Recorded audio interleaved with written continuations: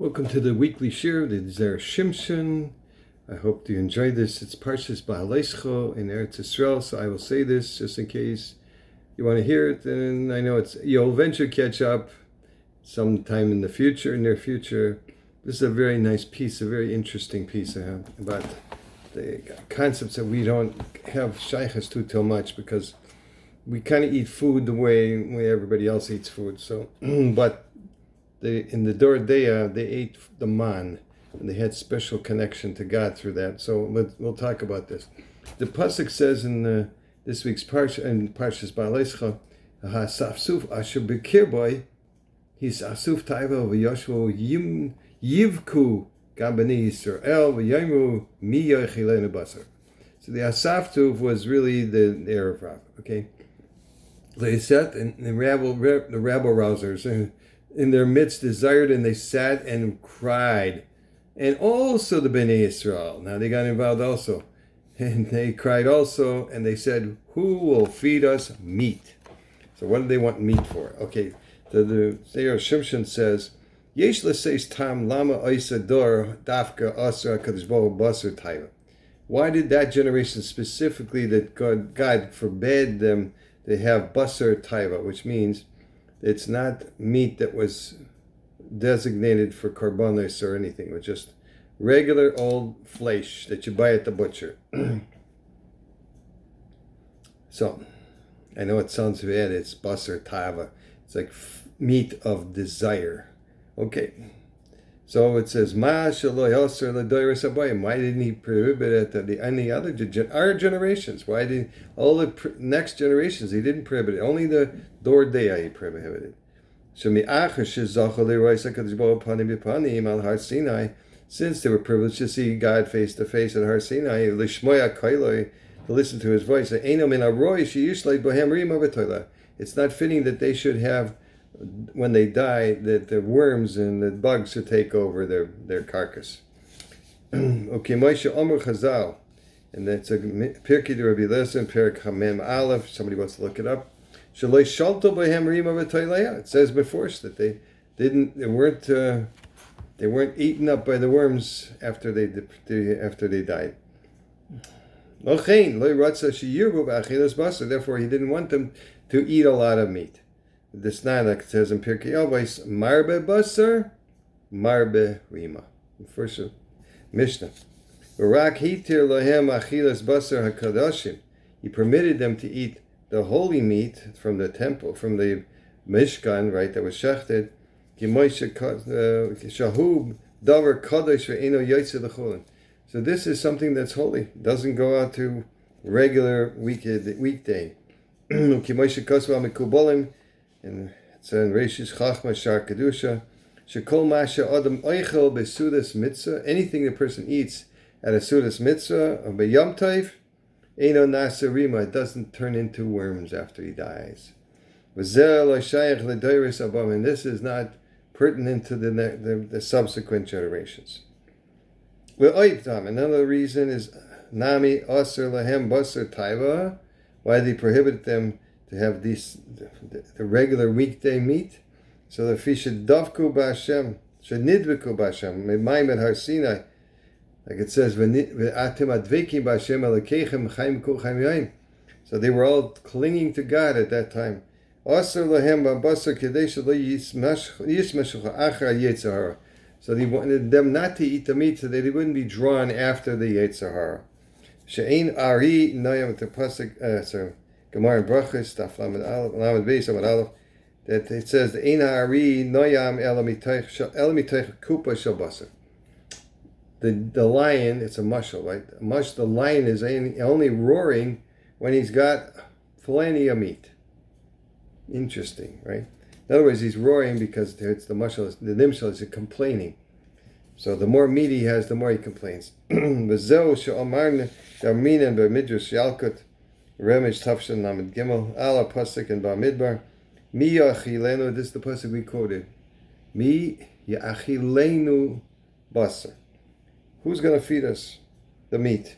Ki mipnei shelo hayu lohem basar hayu misra'amim. Because they didn't have meat, they were complaining. So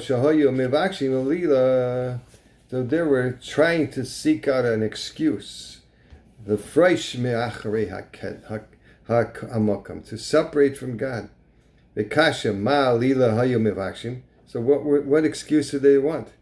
Well, alama dafka v'basar hayu mevakshim alila. And why dafka, the meat is giving them the excuse to go away from God. Elo lefisha kazba lo hiter lahem basar v'taiva.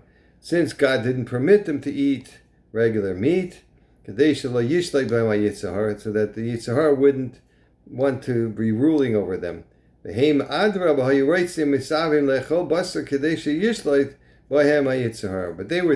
this taiva that they wanted the Yitzhahara to be ruling over them. They wanted to have a shtickle Yitzhahara, right? That was their excuse. Like they desired for, it's very strange, these random, the Torah tells us about the random vegetables that they wanted. Avatichim, avatichim, kishuyim, right? Cucumbers, and garlic. I mean, come on, they would have a taiva for garlic. Okay, like it said, because it's known. He said, "Shakishuyim heim moilidim chomriyos achriyos shebiseichel shel bnei adam." Because he said, I don't know where he gets this from. Maybe he knows from some source, but that the kishuyim, the cucumbers, are cause a person to have mixed up a materialistic brain. Maybe they had different types of kishuyim in those days. I don't know. I mean, the pickles we got, maybe, I don't know. I can make you crazy. Don't know. Anyway, therefore he didn't want them to even taste them in the man, even though man would taste everything. You could taste anything you wanted it to, but not those. In order that they should remain pure and clean. But the Asafsu were looking for an excuse. They wanted to say, look, enough, we had enough of this God. They knew that the prohibition of the meat was when they were attached to God, and therefore they wanted to get detached. So, because that was only when they were attached to God, they had the prohibition. So they figured, well, if we get detached a little bit, we don't have to be so frum. So we'll just eat a little bit of meat and hang around with the Yitzhahara, all right? No problem. Because they wanted to, the other people wanted to be attached, to continue the attachment to God at Maimed Har Sinai. Okay. So there's finally I got a segula from the Zera Shimshon. He says, our lives revolve around our families, and which is why helping our friends and neighbors with shidduchim may be the greatest chesed we can do. Now, consider this. A man who called me to inquire about the Sefer Zera Shimshon. I knew who he was, but the man did not know that I recognized his voice and had known him for years. Let the name be called Mr. Schwartzman, okay? Introducing himself, he said, I wanted to know about the Zera Shimshon. Can I ask you about the Sefer?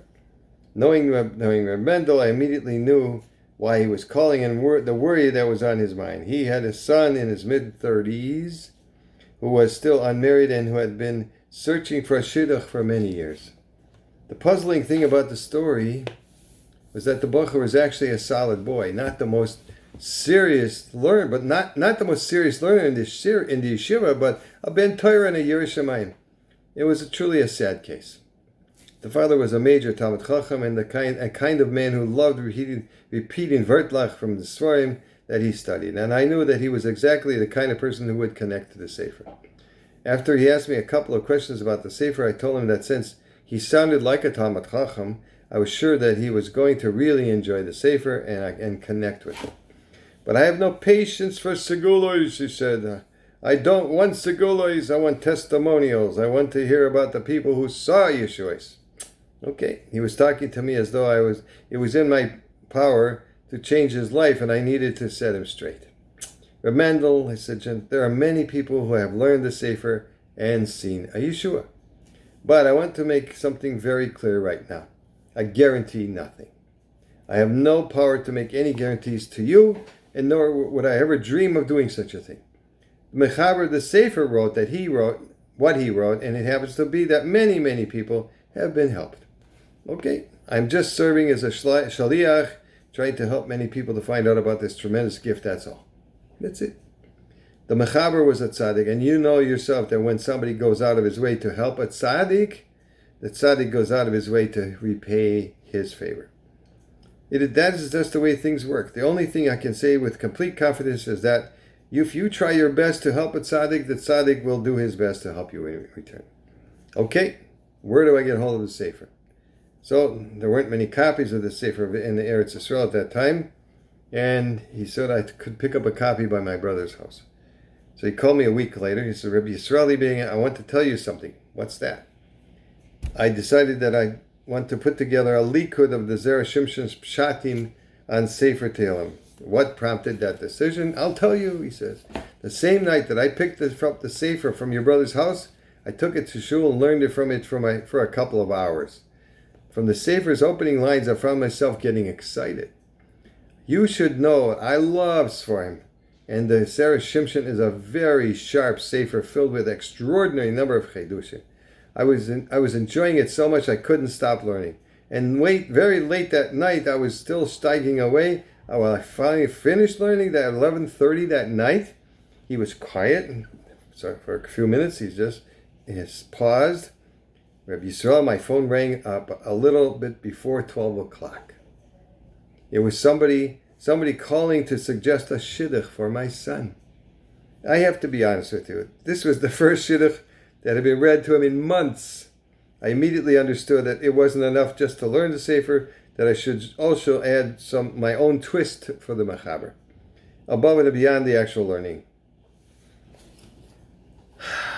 Okay, I met him 1 month later. Nu, what's happening with your Sefer?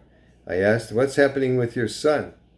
Yes, I'm working on it right now. And Baruch Hashem, my son is seriously involved in a shidduch now as well.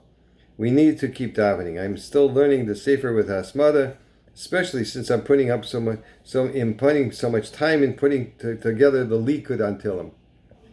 His son got engaged the following month.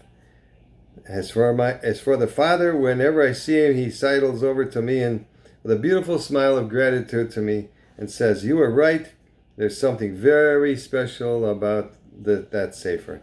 There's something very special about the Zera Shimshon." Have a good Shabbos and a gezunt Tavach, and everybody should be happy and learning the Zera Shimshon be'iyun. Okay, call too.